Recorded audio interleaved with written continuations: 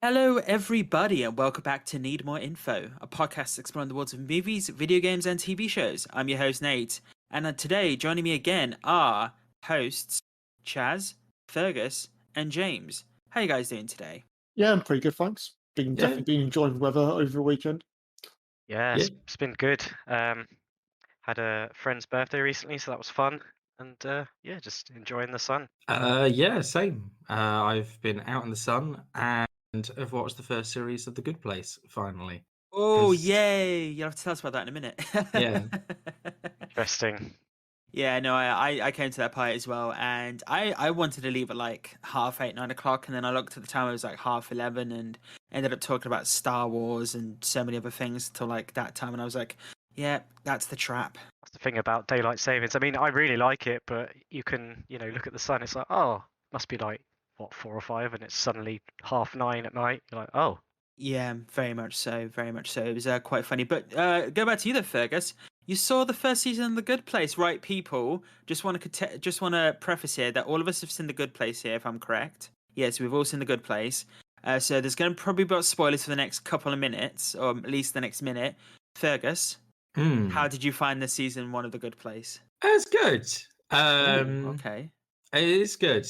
I don't see how they're going to sustain subsequent seasons though, because I watched a couple of episodes into season 2, and it's just like it just keeps rebooting. Keep you'll going. see, Yeah, you'll keep see. going, keep They going. explore a lot of stuff. It's one of my favorite shows of the last, I don't know, 10 years or so. It's very unique and it explores a lot of stuff. I have to ask actually, for the first season, when you got about halfway through it, were you thinking, what is it? It's like quite generic. Were you thinking it was quite a generic like sitcom type thing?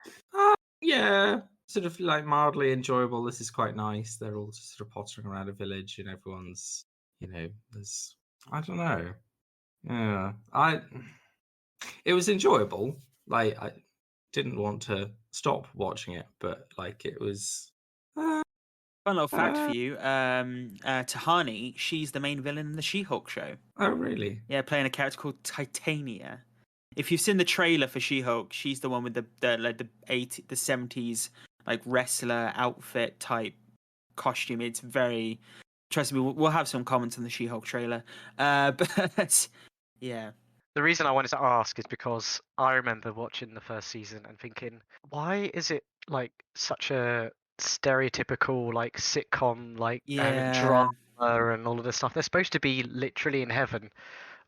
I was like, is this on purpose? Like, what's the deal here? And then obviously, yeah, I feel like it very much was on purpose. So I did like the fact that after I recommended it to you, I was just even going, just sitting there like, yes, continue, Chaz, continue, embrace the show. Because I had those thoughts as well. I had those thoughts, the exact same thoughts as well. I think that's what's great about catching you off. And yeah, but anyway, people, right? Let's move on. But I'm really glad I'm glad you liked it, Figs. I'm really glad to see where you like it even more with all the shows coming out we're going to be talking about. But yes, people, last week we obviously gave you our lovely, lovely news segment we do every week. And then we moved on to, which he did an amazing job, we had James's Rotten Quiz. We'll definitely be recalibrating that a little bit, or maybe not recalibrating, but probably doing a different genre of or a different category next time. Instead of movies, we'll probably do video games. So Chaz is just smirking like, yeah, just give me a more I on par might chance. actually be able to do some points on. That'd be good. And definitely get more people along for that. We'll definitely stick to three different like sections. That way we can still power through it, and we'll have probably 3 people do it next time as well. But yes, people, obviously, as you know, with NMI here, we like to give you the news segment each week, and then we like to do a topic segment after. But this week we will be doing something different yet again. We all have now seen the movie Everything Everywhere All at Once, A24's new Multiverse movie. Definitely hear our opinions on that in the second half of the show, because we will be initially having a review section. So it'll be about 5 minutes of a review, 5-10 minutes at most. And then we'll be getting into a nice spoiler discussion. Please note that we will be telling you that we will be going to the spoiler discussion afterwards. So no worries about there. We won't be spoiling any of you in the initial review section.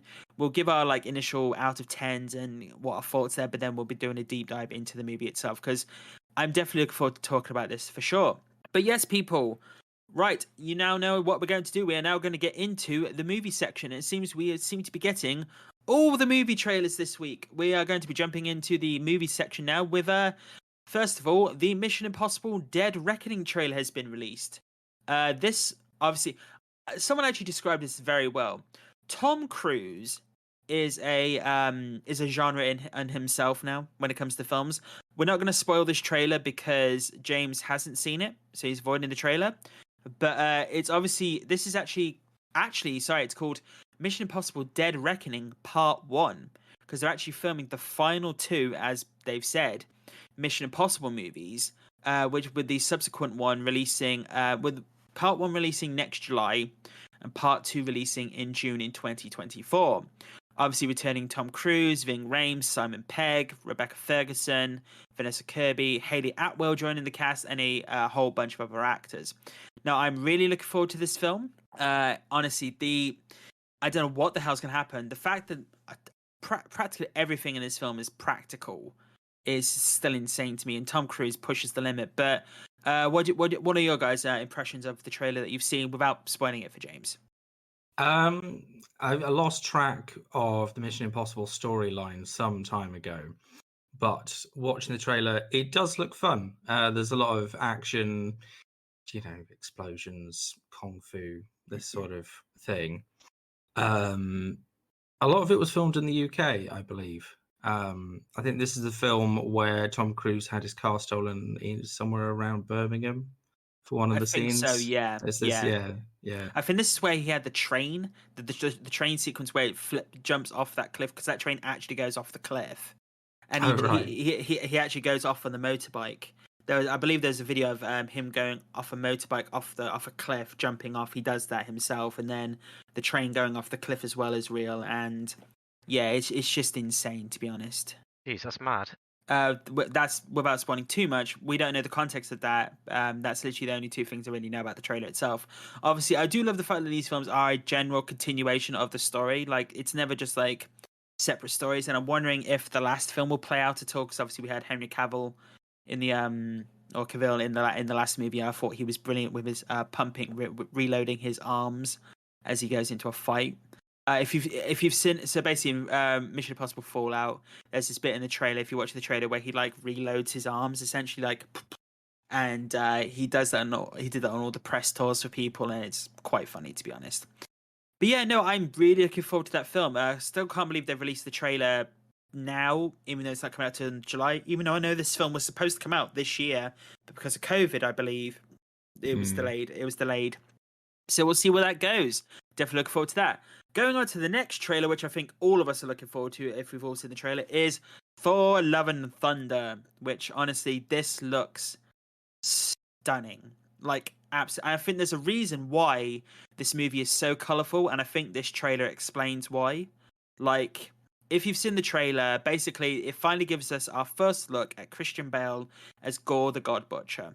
And I know a bit about the Gore the God Butcher lore. Turns out he's actually connected to Venom in some capacity, which is interesting. I don't think they're going to do that with this movie, but I love the fact that we got the quote God bod in this movie. I really enjoy that quite a bit. I'm loving the fact that this movie goes extremely colourful to like black and white, which I think is brilliant for this film. And yeah, what do you guys think? I think the design of the villain, obviously that's the first time we've seen him, right? Yes. Yeah, like that stood out to me. I don't know anything about the lore of that character, but the design itself looks very cool. Apart from that, yeah, I mean, for me it felt like more of what I expect from that movie. Like, I think it's going to be fun. If it's anything like the previous one, I think it's the same director, right? Taika Waititi. Yeah, Taika Waititi. Yeah. Yeah, I got a director right. His movies are good. It should be a lot of fun. Yeah, I just want to see more interactions with Thor and the Guardians of the Galaxy. That's what I'm looking forward to. So I've heard that they're not actually going to be in the movie that much. Like, I think they'll just be. I think because I think they'll be there for like the training sequence, which I think is hilarious. Like and then they'll be going off to do their own thing. Yeah, they are conspicuously fairly absent from that trailer. They're not in it much or at all, right? They're more in the teaser trailer, and I love that little when he leans into the camera like the people you love, which I think's hilarious. It's a great little meme there. I do love the fact that we got a lot more Natalie Portman in this trailer, and the fact that Thor literally has it pretty much to the day that she hasn't been in the movies, which I think is cute and hilarious. And also, there's a little thing in there which I love. I saw the image today. When at the end of the trailer, which I thought was hilarious, Zeus appears, played by Russell Crowe, decides to flick off Thor's outfit to reveal what was underneath, and he flicks a little bit too hard, and he's buck ass naked, and everyone just falls in love and literally passes out at the sight of God Bod Thor.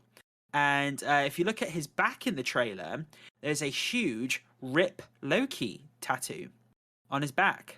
It's the Loki's helmet, and it says Rip Loki, and that's really awesome, to be honest. But yeah, just going off the trailer though, I'm wondering how many people Christian Bale's going to kill in this film, because it seems like there's a huge council of gods, and I'm wondering if he'll appear and slaughter a bunch. And we're probably going to get like a ton of gods in this movie because I know I don't know if it's fully confirmed, but Bast, the god, the Panther god from Black Panther, is in this film. So like it's linking to all that, but just my big thing is the fact that I think the reason they've made this so colourful is because of the absence of color with Gore the God Butcher, and like literally like those sequences in black and white, and it does look really insane, and he looks insanely powerful as well, which I'm wondering if it's true, like if it's him that destroys that planet, or if that's and skipping over it, because obviously Marvel likes to play with us with their trailers. They like to change things about. I think that I wonder, just from you mentioning that character, I wonder if they're setting him up to be like have roles beyond this movie. They could use a few more big villains to go across several movies, and if he is that powerful, maybe we'll see him more. Who knows? Yeah, definitely. I definitely interested to see that. But yeah, just wrapping that up though, I'm really looking forward to see where that goes. That movie comes out on July 8th of this year, which I cannot wait. We are getting a ton of stuff in the next few months, which is going to be absolutely brilliant. Switching over to the next thing very briefly, though, they released the trailer for a movie called The Grey Man, which is a Netflix action thriller movie coming out quite soon. It's based on a screenplay and a novel written by Mark Gurney, I want to pronounce it, starring Ryan Gosling, Chris Evans, Anna de Ames, Jessica Henwick, and a whole bunch of other actors. The budget is $200 million. It's the most expensive movie Netflix has ever made. It's basically when the CIA's most skilled mercenaries Court Gentry, aka Sierra 6, accidentally uncovers dark agency secrets. He becomes targeted and is hunted around the world by a psychopathic former colleague, Lloyd Hansen, and international assassins. I think the reason I'm looking forward to this movie, I'm half and half with Ryan Gosling, is the fact that Chris Evans is playing the psychopathic former colleague, and he has a nice little mustache, which is quite hilarious for Chris Evans to have. And this trailer, I'm just really interested to see where it happens. And also comes out in July. Comes out July 22nd, and it has a limited theatre release on July 15th. So, as I said, they've released the initial trailer today, people, and go check it out.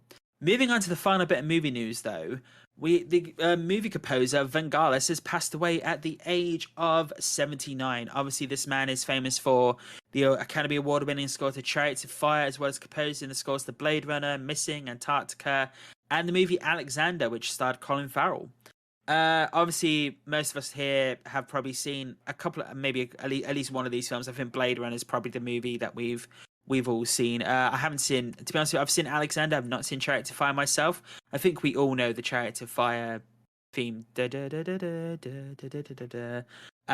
yeah, no, obviously, Blade Runner in itself is so synonymous with sci-fi geek culture and just hearing that composition is just astounding. I actually did rewatch Blade Runner in the last year, and that score still really holds up to this day, and that movie just still holds up in general. But 79 is a good age, though. He wasn't 80, but he got to a really good age, and he had a career, looking at his Wikipedia, spanning over 50 years and composed and performed more than 50 albums. And he's considered one of the most important figures in the history of electronic music and modern film music. So it's quite sad to see that. Another composer's disappeared off this world, but he's leaving behind a very lovely collection of music for all time to be listened and remembered. So that was Vangelis passing away 17th of May this year at age 79. Switching over people to TV shows, they seem to have revealed the Stranger Things episode lengths, and we have a little Discord that we talk on, and I shared this with the group, and they were quite shocked at the episode lengths that we're actually getting, people. So this is going off of Forbes. Now, this is actually from Forbes, people. So on May 27th, we are getting the first 7 episodes of Stranger Things Season 4, and then July 1st, we are getting the final 2. So episode 1 is 1 hour 16. Episode 2 is 1 hour 15. You can see where I'm going with this. Episode 3 is 1 hour 3, which is the shortest episode. Then it's 1 hour 17, 1 hour 14, 1 hour 13. And episode 7 is longer than Deadpool, I believe. It's 1 hour and 38 minutes long. That's just the first part.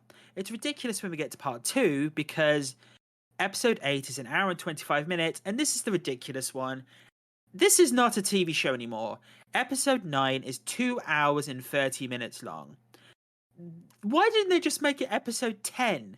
Like, I don't understand. At those lengths, you could release them yearly in cinemas and do almost 20 years worth of.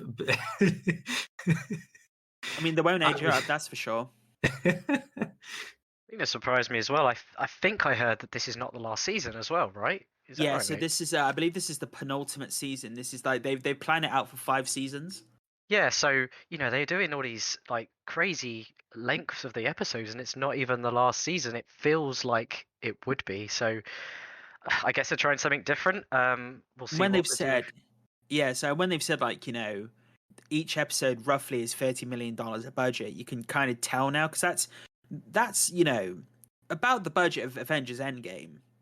Which is insane to me. Like, Endgame budget for a TV show is, mind you, it's much longer, but obviously that comes out, the first 7 episodes come out the same day as Obi-Wan.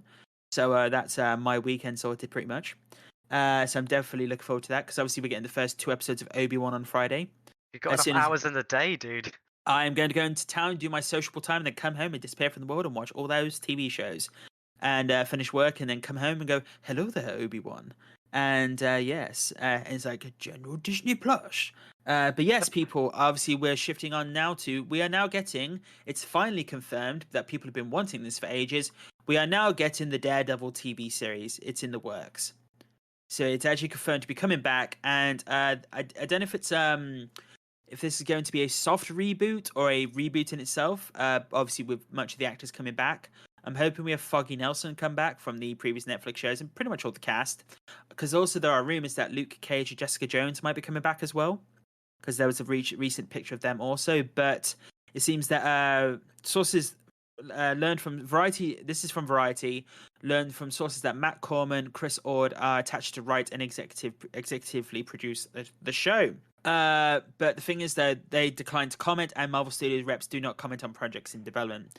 So we will see how that goes. I'm really looking forward to hopefully what happens with this, because I really loved the Netflix show, and I'm hoping if it is a soft reboot, they sort of continue it on a little bit. Moving along now, people, to our final section is our game section. And it seems that PlayStation Plus is going to allow people or developers to add trophies to older video game titles. So it's been confirmed, coming in from Ben Studios, that the Siphon Filter game will actually have new trophies on PlayStation Plus. Obviously, I believe this is not like every game coming out on the classic systems will have trophies. I think it will be a case of developers will decide if they want to have it, which I think is absolutely incredible. And also for all those trophy hunters, that's absolutely insane. It's ridiculous to think to actually implement that. I would never have thought that, my, video games from Digimon World, the video game back on PlayStation 1, if that came back, I have an achievement. I'd like to know how to play that game, but yeah, it'll be really interesting to see. Obviously, speaking of keeping in the PlayStation Plus realm, though, it seems that we are getting it's released now. It's officially released in Asia. But the concern is that people are thinking there's less games than expected upon release. So my thing with this is that this is obviously rolling out across the world. So, PS Plus Asia, I've got this initially, and maybe they're getting, the initial set of games, and it's going to be bumped up as we go across the world, and, more games as to come out. It's still a fuck ton of games, so I'll be honest with you, it's pretty insane to us. I'm scrolling through it now. I'm having to scroll 5 or 6 times, or maybe 8, 9 times just to get on the PS Plus extra list. And also, I've been looking at the pricing for this and working out the pricing. And to be honest with you, it's not actually that bad. You pay £100 a year and you get the ultimate version of PlayStation Plus, which includes all the PS3 streaming. And kind of wish we still could have PlayStation 3 games without, streaming on that, just being able to have them. But I know there's hardware issues. Moving along though, is we are the Stalker video game, Stalker 2 Heart of Chernobyl, is back in production. It's been announced that GCS Game World developer has come out and stated that the what was it here? This is coming from Eurogamer. They tweeted, is it tweet? Apologies. Ukraine-based studio GCS Game World has reportedly confirmed that development of Stalker 2 continues. So this is pretty awesome. It's since relocated to Prague while the war in Ukraine continues. But we are now it seems that the game is back in development, and we will hopefully hear more news soon. I loved the first Stalker game. I'll admit I never completed it myself, but I might go back to that eventually. Maybe they might do a re-release of the original. Who knows? But it's really nice to see game developers actually get to continue doing what they love. So I'm really looking forward to seeing where that goes in the future. Going a bit along though, I never played this game, but it seems that we may be getting a Final Fantasy IX animated series announcement. This is coming from IGN. It's Final Fantasy animated series will be revealed at the Las Vegas Licensing Expo this week. So I'm really interested to see where this goes. I'm wondering. So it was announced last June. This is coming from IGN. And so it's currently in development, and it's aimed between kids age 8 to 13. The series itself, I believe I don't think there's an episode length that's been revealed yet. I can't see it here. But yeah, I don't know how you guys feel about this. We're getting a Final Fantasy TV series after we've had the movies come out, and and those were very interesting in themselves. No, okay. Fan of it, to be fair. I don't know. I think you've got the 3 people who have not played much Final Fantasy. I've played 3 and 6. I mean, I've played the remake of 7, so that would be interesting to see what happens there. But yeah, we will see how that goes. I'm wondering how many more video. Obviously, if you've seen, we had a previous podcast episode where we actually delved into a ton of video game adaptation properties, what we'd like to see, and we discussed how many are actually in the works, which is really insane, to be honest. How many are actually in the works? I remember, Chaz, you went away and actually looked at the list, and it was ridiculous. Yeah, way more than I thought. It was slightly tough to pick some of my more favorite stuff, because a lot of it has already kind of been covered, which is pretty cool to see. I remember saying at the time, 10, 15 years ago, it was pretty unusual, and it's really blossomed now. So it's still a nice thing to see. Yeah, definitely. Our final piece of game news, people, just before we came into the podcast, actually, the Call of Duty Modern Warfare 2 release date has been announced. Obviously, I think people expected this to be October, but it will be shipping on October 28th. The reveal actually came via tweet, and it seems that this is going by IGN also. Activision revealed the key art by putting it on an oversized version of the image on a shipping boat and having it docked, combined into a full image. Features an operator with a skull mask, but this is more of a reboot version, so including the neon green look. It looks pretty interesting. I think this is possibly meant to be Ghost from the series. I did enjoy the Modern Warfare remake. I'm wondering how they might change the second one up. Extremely tiny bit of news. That just really recently came in, though. I just literally saw this. Samuel L. Jackson is joining Chris Pratt in the Garfield movie. No. yeah, that's the reaction I was expecting. But it's been directed by Mark Dindal, who directed Chicken Little and Emperor's New Groove.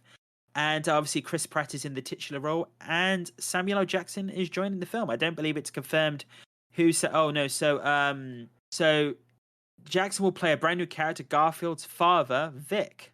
So Samuel L. Jackson is playing Chris Pratt's dad in this film in the voice. That'd be pretty interesting. So yeah, but that is it, people. That is our news section. That is our news. An illegal spy agency discovers the theft of a prototype weapon. Derek, codename Confused Llama, and his handler, Frank, codename Majestic Vole, investigate the theft.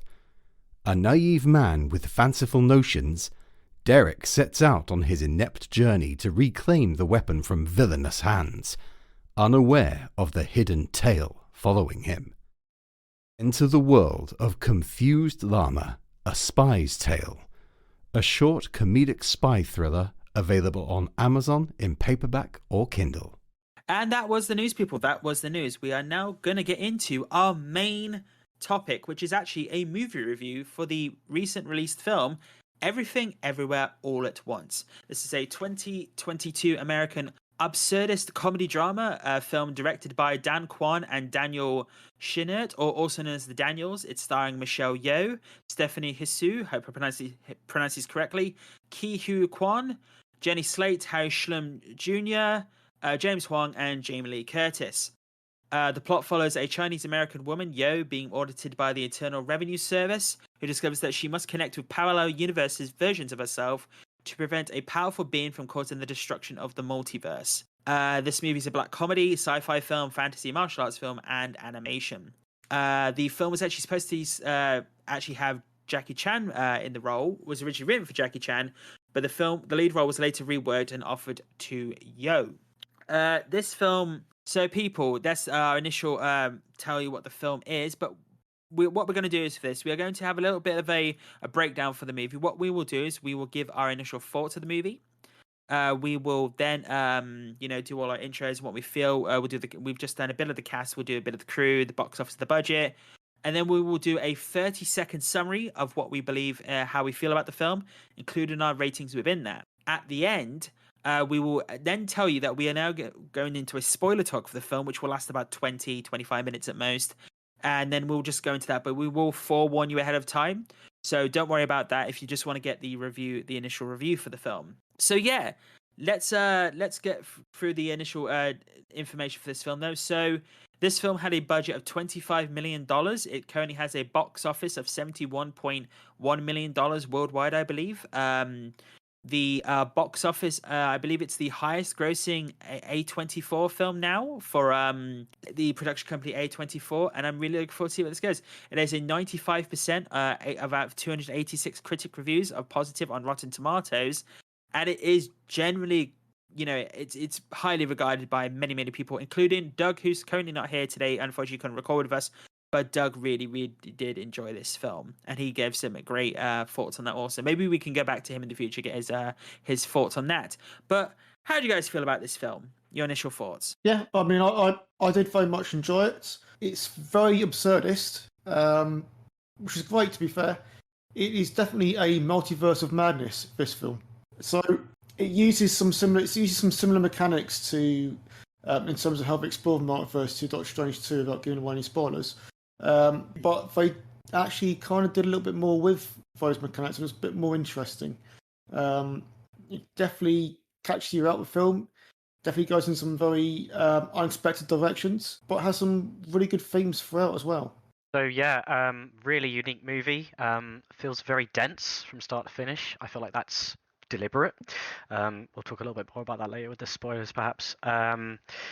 Really interesting creative premise. I in particular really enjoyed the characters. I've heard a lot of people talk about the dad character, but I actually really like the main character. I feel like it's not something we see lately.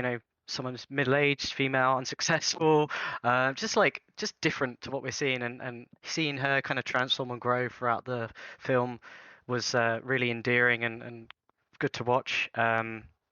tonal wise, felt very broad and varied. I feel like sometimes it occasionally went a bit too wacky for me, but I think that it's almost trying to be like multiple genres, like it span that way. Like it's a very broad, ambitious film. And yeah, finally there was a lot of great action in there. A lot of people have praised the fighting. I liked the more, again, absurdist fighting that kind of happened towards the end of the movie. But yeah, really, really unique and fantastic film overall. Yeah, it's a good film. It's a good film. It's very interesting in terms of its approach and how it does things, and see where it goes and how far it pushes it. Like you do end up in like some very interesting places for not an insignificant period of time, and it very creative. Definitely very creative. They did a lot with. It seems like an odd thing to say, but the costume department should probably be getting an award. I think. Absolutely, yeah. Especially for the main antagonists, like some of their costumes, man, very cool. Yeah, it's an interesting concept, and I am glad to be watching a good, interesting movie where Benedict Cumberbatch won't turn up at the end and try and fold it into the multiverse of madness. Yeah, no, definitely agree. So minus 40, I think these guys pretty much covered it themselves. I think, yeah, this film visually is absolutely stunning. When I went into my screening, I don't, unless Chaz didn't see this himself, but we were forewarned that if you did have epilepsy for this film, so this is a forewarning from us, do not go see this film, because there is literally a 10-second sequence where it is just repeated. Even my eyes were starting to like going a bit out of it from just looking at it, because it was a bit much on the screen, to be honest. Yeah, I thought the main cast were absolutely brilliant. We'll actually get into Ki Hu Kwan a little bit. That's the man who played the father in the movie.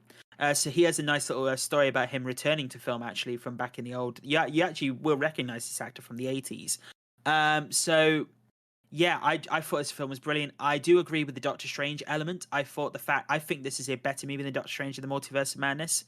Which, again, people, I love my Marvel movies, but, you know, give me a film where it does something a bit different. I thought the fighting in this film was brilliant, but you're going to get that with Michelle Yeoh, because she's an amazing martial arts actress and just an amazing actress unto herself. I thought the main villain, we're not going to spoil the villain until we get to the spoiler section. I thought they were brilliant. Going on Fergus's point, the costume department definitely deserves an Oscar, in my opinion. I'd like to see a film top the outfits in this movie, especially the multitude of outfits in this movie. I thought Jamie Lee Curtis was brilliant in this film as well. I thought she was hilarious in this film. She is actually cast as a side character in this film, but it does actually bring in hilarious elements as well. But scenes with some animals in this film, weird as hell and a bit out there. But we'll get into the spoiler section. I do want to mention that. But yeah, I think it's a very heartwarming story, I think, as well. Like, this film has a lot of heart. Like, when you initially go into this film, you think it's just going to be a very, like, you know, simple film at times, even though, you know, there's going to be tons of multiversal elements. But the places it goes to and, like, what it deals with, the ending is actually does have quite a simple ending. Like, the actual narrative point of the end of the movie is quite simple. But to get to that point is very complex, and how they actually go through this film is actually amazing. But yeah, that's my initial thoughts. I was just going to say, like, the emotional core, like you said, the fact that I feel like they pulled it off, at least, with also the amount of crazy wackiness they put in the film. I think that's quite impressive that they managed to pull all that together. Oh yeah, no, definitely, I definitely agree. Like, even though this film does skip over different multiverses, that's what to if you've seen the trailers, it keeps it very coherent within the film. You're never lost within this film. You never know. You never don't know where you are. It also explains everything quite well, to be honest. Like, there's some very wacky elements within this movie to actually explain the multiverse, and they are wacky, but it is very interesting. But yeah, that is our initial thoughts, people. So what we're going to do now is we're going to do a nice little 30-second roundup of this film, and then give our review, give our ratings for the film. What I'm going to do is now I'm going to bring up a little 30-second timer for everyone. The pressure, people, the pressure. And I'm going to let's start with Chaz, and then we will go through. So Chaz, I'm going to give you 30 seconds in 3, 2, 1, go. Yeah, as I said, super creative film, amazing visuals, very dense but with endearing characters and really interesting action. A little bit of tonal whiplash, which may take people out of it a little bit, but overall fantastic and one of the most unique things I've seen in years. What's your numerical rating? Sorry, 9 out of 10. You did that in just over 20 seconds. So Yeah. nice. Right, so just over 20 seconds. Let's see what Fergus could do here. Right, 30 seconds starting in 3, 2, 1, go. Okay, an interesting creative film with great costumes. It's very interesting ideas. Not afraid to sort of indulge in its wackiness. The characters are good. The story's good. You don't get lost. There's a lot of film references in it, isn't there? If you enjoy film, and you'll enjoy this film. In terms of number, I think solid 8. Okay, you just went over the 30-second mark, but we'll let you off. We'll let you off there. We'll let you off. But yes, right, James. I'll count you down in 3, 2, 1, go. Absurdist, ambitious, goes in unexpected directions, does a lot with the concept. 8.5 out of 10. Jesus Christ, I think James gets it there with 8 seconds. That's all you need. That is all you need. Right, so people, I'm just going to count myself down. So we are going in 3, 2, 1. I think the main cast pulls off an extremely well performance here. I think the visual elements of this film is absolutely stunning. Forewarning again, if you have epilepsy, do not go see this film because you will not be able to get through this film without any medical issues. I think the budget is used really well, very cost effectively within this film. I think the setting is absolutely stunning. The villain is amazing and has an extremely heartfelt story with a really simple but really interesting ending and a lovely, lovely film. I give it a 9 out of 10. That is 28 seconds, people. 28 seconds. Don't know how it's done. Yeah, right, people. So, just to give you a forewarning, we are now going to end our review section. So, we've all given it roughly 9 out of 10, 8 out of 10. So, we'll give it an 8.5 out of 10 on NMI. So, that is our rating for this film. I noticed Fergus is the one who brings our ratings down most of the time, actually. What was it, the film that you gave a 6 out of 10 for, if I remember correctly? So the past 2 have been 7s. So this is better than... Oh, yeah, the Batman. Yeah. So this is rated higher than The Batman and that one film that PlayStation made. Oh, Uncharted. That's the one. Yeah. Yeah, also That people... description. Yeah. That one film PlayStation made that one time. It was a Batman you rated 6 for, remember? Was it 6 in the end? I think it was. Right, Yeah. okay. Tough critic. Yeah, you rated it. Yeah, because we joked that you gave Uncharted a higher rating than the Batman, which I think is interesting. But yes, people, we have now done our reviews. We have now done our initial thoughts of the movie. We've given you our ratings for this section, for the non-spoiler section. So if you'd like to head off, make sure you go watch this film and maybe come back and listen to the spoiler section where we get into a nice 20, maybe 30-minute discussion on these spoilers for this film. So we are now going to forewarn you. You now have 5 seconds to leave. You have 5 seconds to leave. 4, 3, 2, 1. What the fuck was this film about, people? Jesus Christ, this film is fucking weird. It's about everything, Nate. Everything. Yeah. And everywhere. And fucking mustard and ketchup squirting out people's fingers when they're sexually aroused. And like, Jesus Christ, I mean, like, talk about like ketchup bukkake. It's ridiculous. It's like dogs as weapons. Exactly. That's what I was trying to make the point. Like, bagel with everything on it. There's 5 minutes where they were just rocks. Oh my god. I was dying. Like, I think that they might have had that bit silent. Well, it works, but also deliberately so that everyone could just hear everyone else just losing it in the theatre. I think the bit that got me was the Ratatouille offshoot, the Ratatouille. Yeah. That was insane. Like, because that guy I saw in Glee when it used to be on. Harry Shum Jr. Right. Yeah, and the fact that later on in that movie he controls her with, that's a weird world in itself. But yeah, so what we'll do is, people, we'll go through the cast itself and what we feel about each cast member, and then we'll go through the general plot of the movie, and then we'll give a nice little roundup at the end and what we general thoughts. So let's start with Michelle Yeoh as the main titular character, Evelyn Kwan Wong, who is a dissatisfied and overwhelmed laundromat owner. How did we feel about Michelle Yeoh in this film? Well, she was brilliant, fantastic. Yeah, very strong. Very strong. is playing a lot of different roles, or just a lot of flexibility in acting there, definitely. Yeah, as I said, I already said I really liked her performance and her character. I feel like she's just a really unique, character of what we see in films lately. So it was really refreshing to see something different, and just seeing her kind of go from this like overworked, like just stressed, mother who's just trying to keep this family together, to this like insane badass who fights with not only really amazing skills but also just all these elements of literal randomness, and then kind of converting that later into what she said, she'll fight with love or something. Yeah, really, I think really. something like, yeah, Mm. yeah. Minus thoughts. Yeah, I thought I love the fact that she is initially portraying the worst version of herself. That's what this film is about, and I like the fact that the movie doesn't end with her version either. It ends with the one just above that. Really, I did not Yeah, catch that. yeah. So obviously, in the movie, it's we have her save her daughter. Obviously, within the spoiler section are people, but it's obviously them talking at the end at the laundromat, and I believe that was the case, that there was the decision, the branch tree, that was the one just off the worst timeline essentially, and I think that's how it played out, how they jumped between them. I think Michelle Yeoh is brilliant.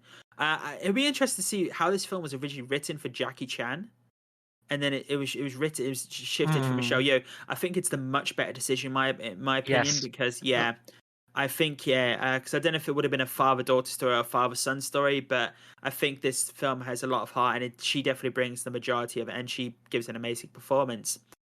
Really glad we all felt about that. Moving on to the daughter, though, and also the main villain, Joy Wang / the Jobu Topaki. She is incredible in this film, and when she first appears as the villain fully, it's insane, that corridor sequence. Yeah, and just the immense level of randomness of those scenes.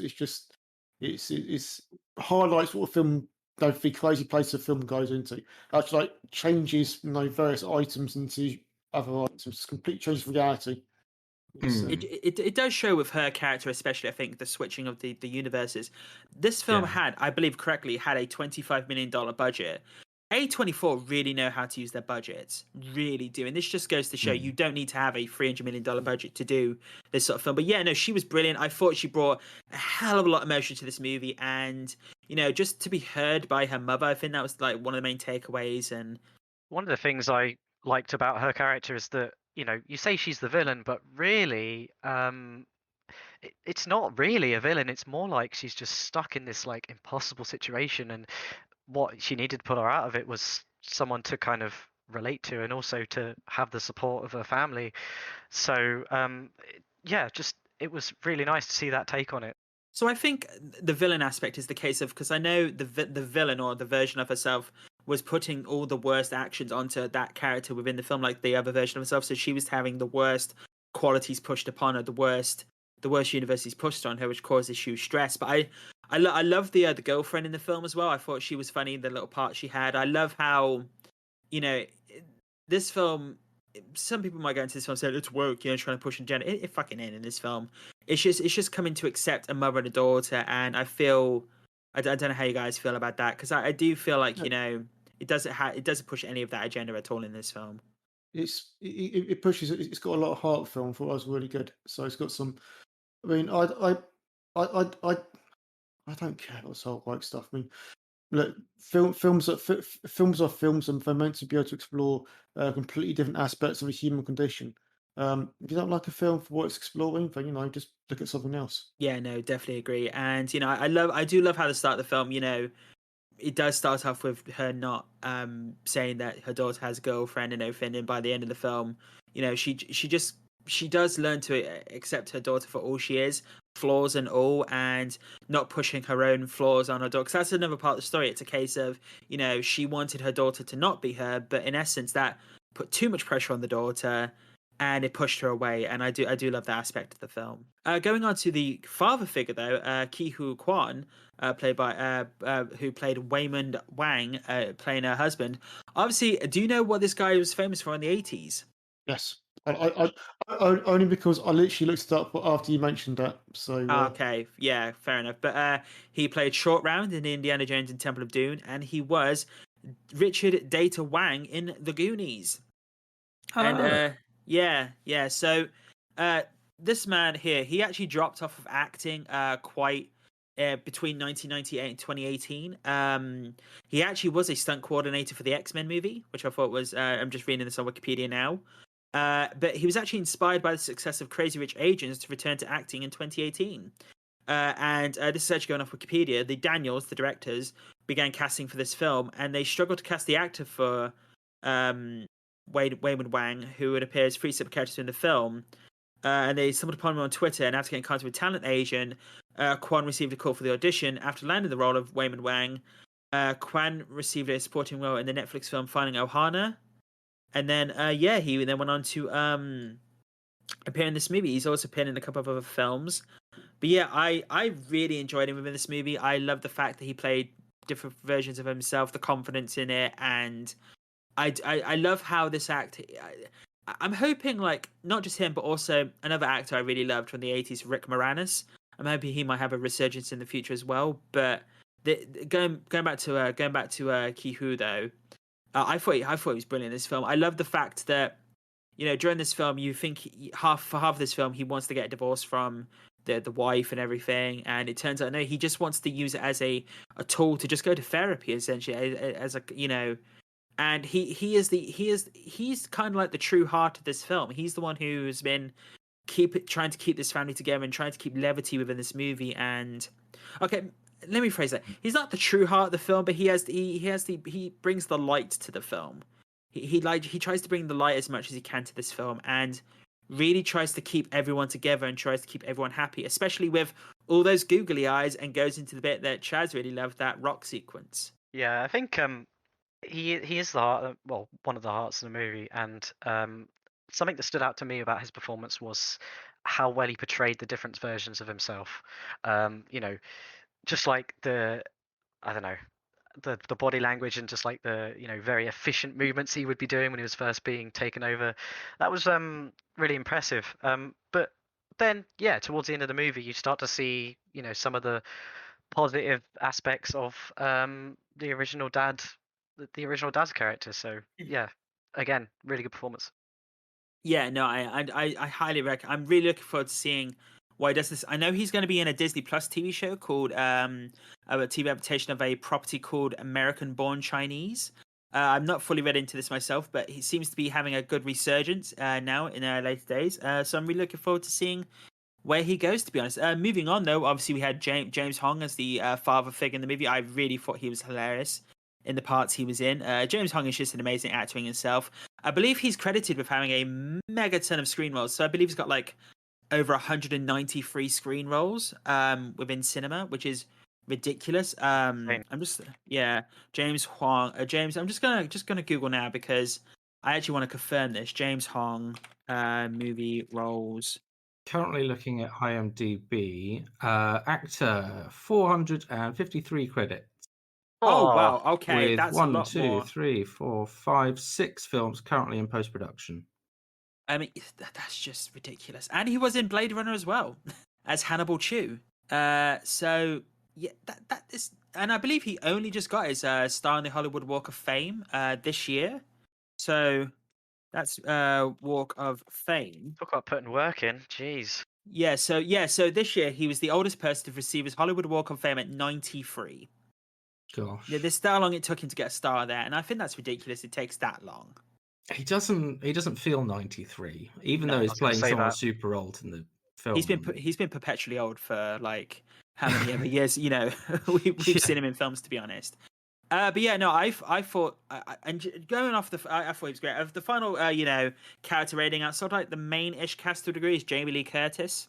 I thought she was great in this film. I loved the dual aspect of the IRS agent, and then how she became this psychotic character in one part of the movie and beat the living shit into both the main actors. And she was sort of like the Terminator in one part, to be honest. Yeah. Definitely just the most mad like character in terms of what ends up happening to her and which role she plays. That was just insane. Yeah, definitely. Again, the stapling of the forehead and everything. Yeah, and also how she's in a loving relationship with Michelle Yeoh in one of the universes in the Hot Dog universe, Hot which Dog Hunt universe. Yeah, and- that was interesting. and they use that because apes killed off the human hand version of the primates back in the day, so the hot dog fingered primates survived. I thought that was hilarious how That's another bit I was dying at as well. That was also 2001 Space Odyssey reference. I don't think I've fully seen that film all the way through, but the fact that like they use their feet to play piano and that the Hot Dog universe did that, it was so fucking weird. So weird. It's so great though, but yeah, just like going off of the few other small characters though. I'm just reading something here though. Do you guys know Randy Newman? The name rings a bell. The composer for Disney Pixar films. Oh, yes. Yeah. Yes, I so do. turns out he's in this movie. And he was actually in a very funny part for me.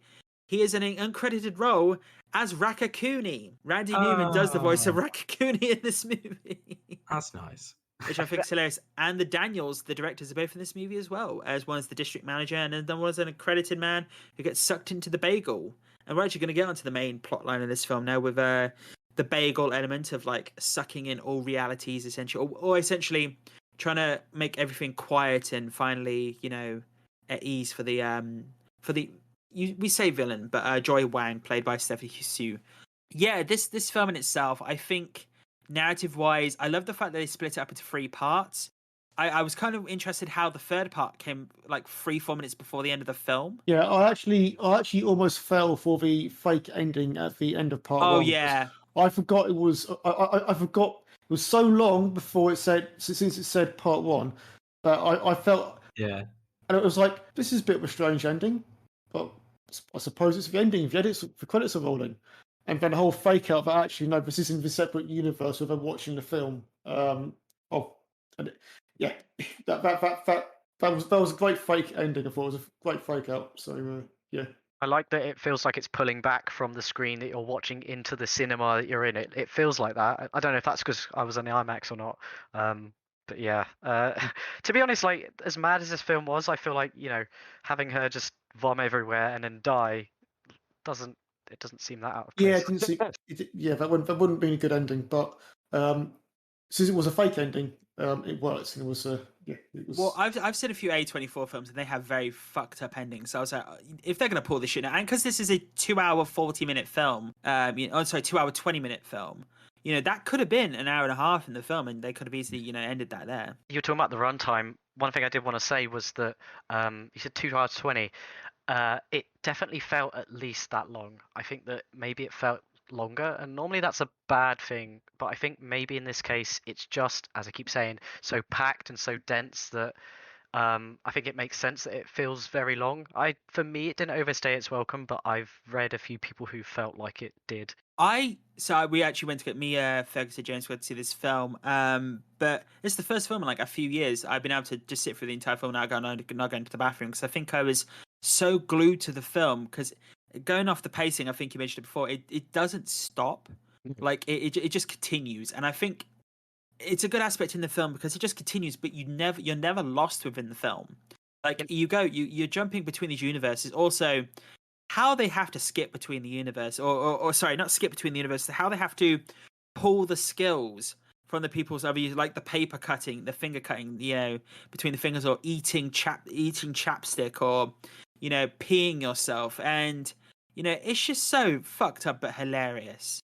And that final fight scene where she's BDSM and just all the different random things that they put. I love how just a BDSM. It's just like that's a plot point within this film. It's just, of course it is. Yeah, it's just so good. And going back to the outfits though, as Fergus mentioned, I love how the universe with the Alphaverse, I think it's probably the Alphaverse where Joy's from, Stephanie Husu's or the Jobu Tapaki, like it's all white. Like it's all, it feels like all the, you know, all the universes have merged into one, because obviously all colors go into one, turn into white if I'm correct, and all the absence of color is black. So it's really interesting to see how the visual aspect of that. And I love how when it goes to the Rock universe, which Chaz loved, it was just, you know, two rocks, nothing, you know, they weren't, I'm going to have to sit here, they weren't stuck between a rock and a hard place. It was just a nice, calm environment. And I love how at the end of this film, the rock world, I believe it's correct, where she lets her go. Basically, the whole point of this movie is like the mother coming to terms of like has so much grip on her daughter within this film, and having her do so much that it's having so much grip on her has pushed her away. And the main plot of this film is you've just got to let your daughter live her life. You've just got to let her go and live her life.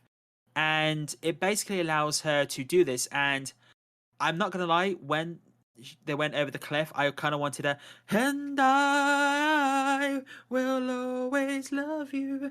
I kind of wanted that to play when she went over the cliff. I also like, though, that, you know, the mum kind of came to that realization, and then she sort of had another thought and was like, but you weren't exactly the perfect daughter either, you know. Yeah. It just all feeds into this kind of dysfunctional family dynamic which rings throughout the film.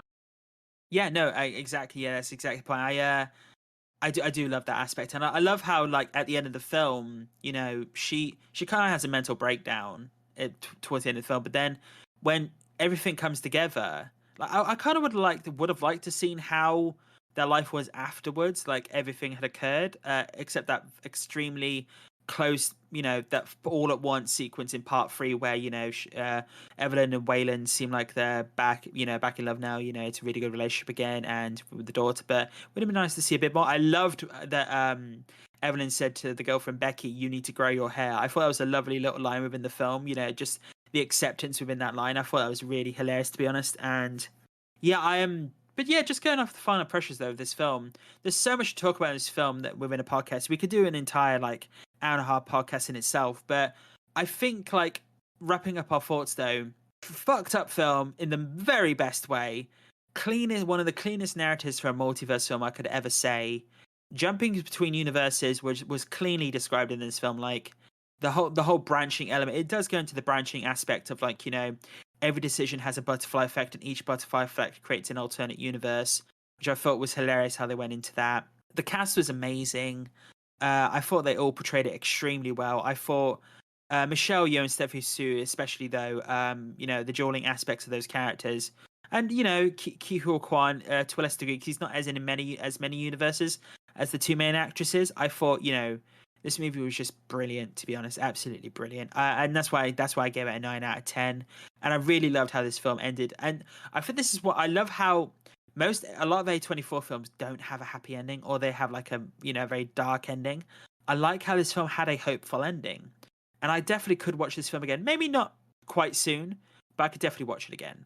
Speaking about the ending, it was interesting how they kind of implied at the end that she still didn't quite have the attention in that universe, because she still had all of this, you know, nothing was really resolved, I suppose. She still had all these multiverses running through her head. And, you know, they're still human at the end of the day, even though they have these crazy multiverse spanning abilities. And I guess it was interesting to me to see how they used, like, the family to kind of anchor them to those certain points in those universes, you know, rather than just spiraling and just getting lost in it. Yeah, no, definitely agree. I did love that aspect as well. I really did love that aspect. And going off of James's point, I did love the fake out ending. That really did catch me for a few seconds. Really did. I was sitting there going, "Well, fuck. Okay, then." That was not what I was expecting, but okay. I thought she would die and stay dead, but I thought they would just Yeah. jump to another universe and then. Yeah, and then just sort of reset it there. I was just concurring. After it jumped to a movie theatre, I kind of initially thought, okay, that's going to be the new protagonist. But yeah, you're right. They went back to the original one. When it comes to the top films of the year, though, this is definitely going to be. I think this is definitely going to be within my top 5 at least. You know, I think or could definitely be a good contender just because that's the fun aspect. But I think this is a tough competition because this film in itself is just stunning, and I really do highly recommend it, people, and that's why I give it a 9 out of 10. So any wrap up thoughts, guys? Just one. I can't wait for the Blu-ray so I can watch some kind of behind the scenes stuff because I feel like that would be really interesting for this movie. I'm kind of hoping that with the digital release of this film, they do the behind the scenes extras as well for this. I'm really hoping that's the case. Yeah, it needs to be more movies like that. That's one of the things I miss about kind of old Blu-rays and DVDs. They don't release as many bonus features, it feels like. Yeah, definitely. Yeah, I think this is definitely one that people need to watch. So at least once. So it's definitely worth a watch. It's a very unique film. Yeah, agreed. Definitely a must watch. If you can't find it in the cinemas, I'm sure it'll be out by Christmas. If not before. Well, I think it's going to be on streaming quite soon, actually. Like, I think in America at least, and I think hopefully it'll be like 45, 50 days. So hopefully when it's eventually on there, people can do that. Speaking of cinema, just quickly, I did see it in IMAX, and I would recommend trying to see it because, as with most visually stunning movies, there's a lot to see with it within IMAX, and yeah, definitely worth it. So if you can, see it in a cinema and try to see it in IMAX. I definitely recommend seeing the cinema, people, and definitely see it quite soon as well, because with Top Gun coming out this Friday, which I'm probably going to see. I'm still not seen the original Top Gun myself, but I'm really looking forward to that movie. I'm really looking forward to see where it goes. But yeah, no, definitely go see this film. The cast is amazing. The visual stunning. It just goes to show a budget of 25 million just goes elsewhere. A24 are absolutely killing it. I'd love to see some A24 TV series, like what they could do with a TV series. I want to see more of their movies now. Yeah. A24's individual streaming service. Oh God, no! Do you know what? More. No, yeah, that would be insane. I think, to be honest with you, Chaz, I think you probably have. I mean, like, oh wait, sorry, A24 has produced Euphoria, so they have produced some TV shows. So yeah, I mean, they have done a lot of films, to be honest. I mean, if I go from their filmography, like, which is ridiculous, so they have done, like,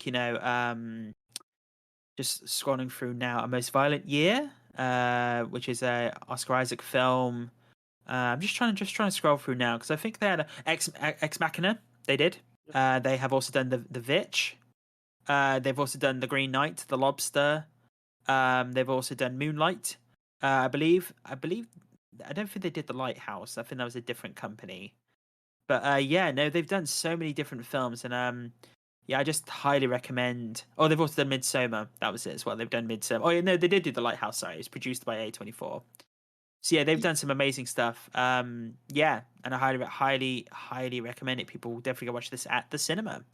So yes, people, that was our spoiler section review for the movie Everything Everywhere All at Once. Same as our thoughts were kind of Everything Everywhere All at Once, which I think is really awesome. But yes, people, I'm really glad you came along with us today. I'd like to thank Chaz, Fergus, and James for joining me again today. Yeah, it's been good. Thanks for having me. Yeah, thank you. Really glad I got to talk about this film. Yeah, really glad we could as well. But yes, people, that is the end of the podcast. If you'd like to give us any comments, queries, or compliments, please feel free to email us at NMIpodcast@outlook.com. That's NMIpodcast@outlook.com. Please look for our socials. You can just go to Linktree just by searching NMIcast, or searching us on Twitter and Instagram at NMIcast. Please follow us on Spotify, iTunes, SoundCloud by searching NMI-when you need about info. That's NMI-when you need about info. That's once again. Email us at NMIpodcast@outlook.com. If you've got any questions, queries, any thoughts about this episode, any topics that you maybe like us to cover. I've been your host, Nate. We will see you again next week. Stay safe, everyone. Keep safe. Bye-bye. Bye.